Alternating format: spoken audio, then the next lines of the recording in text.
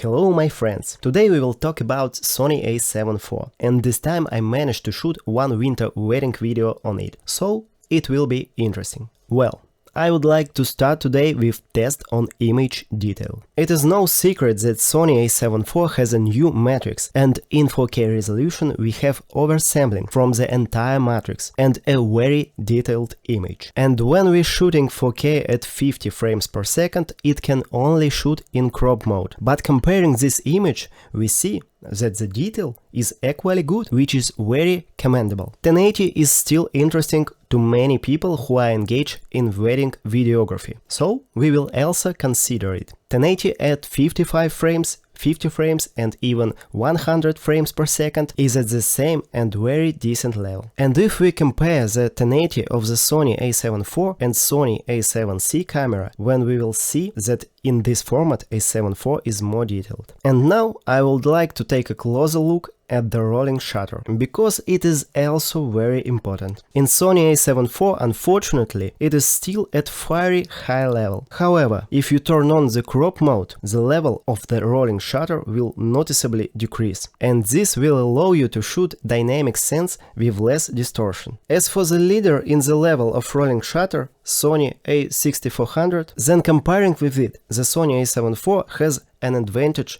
and this pleases, but the a7C is at the same level as the Sony a7 IV. If you look at this camera, then we understand that it is practically one-on-one Sony a7S III. The case, full-size HDMI, menu, all this of course fine. The same applies to image stabilization. Here we have both matrix stabilization and additional digital active, and it is also possible to stabilize the image on the post-production using the Catalyst browser. It really helps those who like to shoot handheld. Active stabilization creates an additional 10% crop, but this can be sacrificed for the sake of a stable image. The most important thing is not to think that this will allow you to run around with the camera, getting shots as if you shoot them on a brand new iPhone. This is not the case, but nevertheless, it is a very good opportunity. Now a small thing. The battery here is exactly the same as all modern Sony cameras. But I was shooting a wedding video, and in parallel with me, my wife was shooting on the a7C camera. And you can record almost 3 hours of continuous 4K video on it. The same applies to the a7S III and FX3 cameras. I managed to shoot a full wedding day on 3 batteries. But for some reason the Sony a7 IV consumed batteries much faster, and it took me almost 5 pieces for a full day. It is likely that this is due to the high resolution of the matrix and the fact that the camera needs to do more work in connection with oversampling. Anyway, I got these results. As for overheating, I have not met him in the conditions of wedding videography blogs, but I know perfectly well that overheating takes place. No need to go crazy and shoot how-long videos in 4K. Most likely I would not buy this camera for such purposes. As I have already said, this camera has received very useful advantages from older models, including the case, the menu, and the most importantly, it has received new 10-bit codecs. Now we can record 10 bits and 4:2 in almost all modes, except for 100 frames per second in 1080. But if you don't need it, you can shoot with a lower bitrate in 4:2 and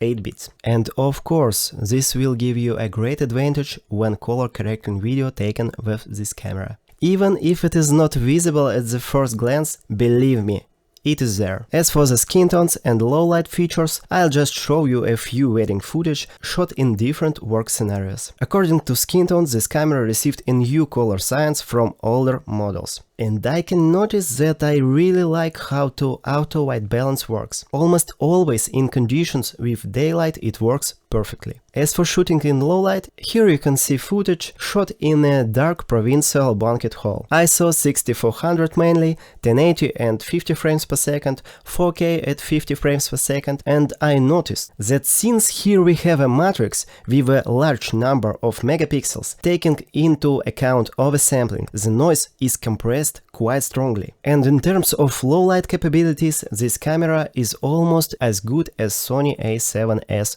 III. And here I will once again note, the cameras have become very functional nowadays, and their productivity is much higher than the productivity of the videographers themselves. Summing up, I would like to say that the camera is certainly interesting, and it is very compassionately inscribed in the Sony camera line. And if she was recording 4K at 50 frames per second without additional crop, she would have moved cameras like Sony a7S III and FX III very much. After all, not everyone needs 100 frames per second in 4K, but I personally very much limited by only two factors. This is high level of rolling shutter in 4K and crop at 4K 50 frames per second. You don't want to turn on this mode just because all your lenses change the focal length when the number of frames per second changes. I even once said that the a7 IV is the very crop that you and I have been waiting for. After all, if you turn on the crop mode on it, the level of the rolling shutter will be very low, and switching on the shooting modes in 25 and 50 frames will not cause additional changes to the image. Anyway, this camera will be very popular